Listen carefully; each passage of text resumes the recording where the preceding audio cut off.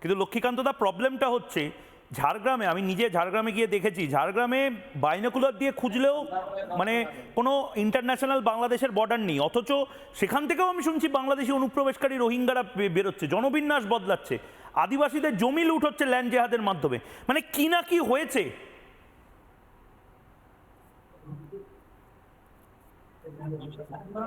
সুদূর 200 কিলোমিটার দূরে ঝাড়গ্রামের বুকেও এই রোহিঙ্গাদের প্রবেশ রয়েছে। রোহিঙ্গারা শান্তিতে এখানে জঙ্গলমহলে বসবাস করছেন এবং তারা নিজের আধিপত্য বিস্তার করছেন। এখানে বিদেশি লোকেরা এসে আমাদের দেশের নীতি নির্ধারণ ঠিক করবে, এটা কোনোদিন সম্ভব নয় এবং কোনো সভ্য সমাজেও এটা কাম্য নয়।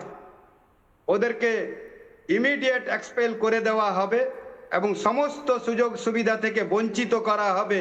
আপনি ভাবতে পারবেন না, জঙ্গলমহল, শাল গাছ এবং লাল মাটির এলাকায়ও ওই রোহিঙ্গা মুসলমানরা ছুটে বেড়াচ্ছেন, আমাদের ওবিসি সমাজের সমস্ত কাজকর্ম ছিনিয়ে নিয়েছেন। তারা রোড জাম করছেন, তারা সরকারি জমি দখল করছেন, তারা এখানে এসে আমাদের মা বোনেদের জেহাদি নৃশংস হত্যা করছেন, আমাদের বাড়ির মহিলাদের মেয়েদেরকে নিয়ে ছুটে পালাচ্ছেন। বাড়ির বাইরে কোনো খোঁজ খবর ছিল না এবং পুলিশও তাদেরকে মদত করত। সেই পুলিশ একই ড্রেসে, একই ঢঙ্গে, একই রঙে আবার এখন অ্যাকশনে এসেছে। হাজার হাজার রোহিঙ্গা ধরা পড়ছে এই জঙ্গলমহলে।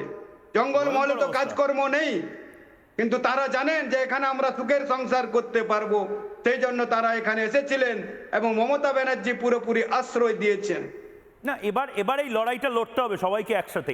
এই লড়াইটা আপনাদের মতন রাষ্ট্রবাদী বিধায়ক রয়েছেন, রাষ্ট্রবাদী মিডিয়া, আমরা এই লড়াইটা লড়বো। আমি একজন রাষ্ট্রবাদী সাংবাদিক হিসেবে এই লড়াইটা আপনাদের সাথে আছি। কিন্তু মিনমিনে মিডিয়া কি করবে? এই যে এই ঝাড়গ্রামেও বিধায়ক যিনি বলছেন জঙ্গলমহলে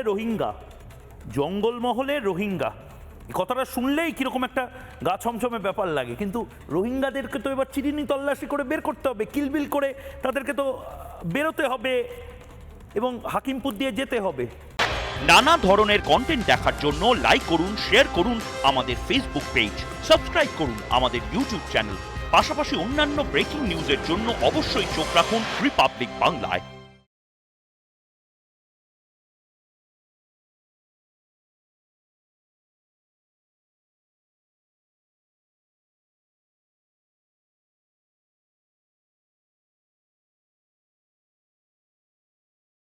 নানা ধরনের কন্টেন্ট দেখার জন্য লাইক করুন, শেয়ার করুন আমাদের ফেসবুক পেজ, সাবস্ক্রাইব করুন আমাদের ইউটিউব চ্যানেল।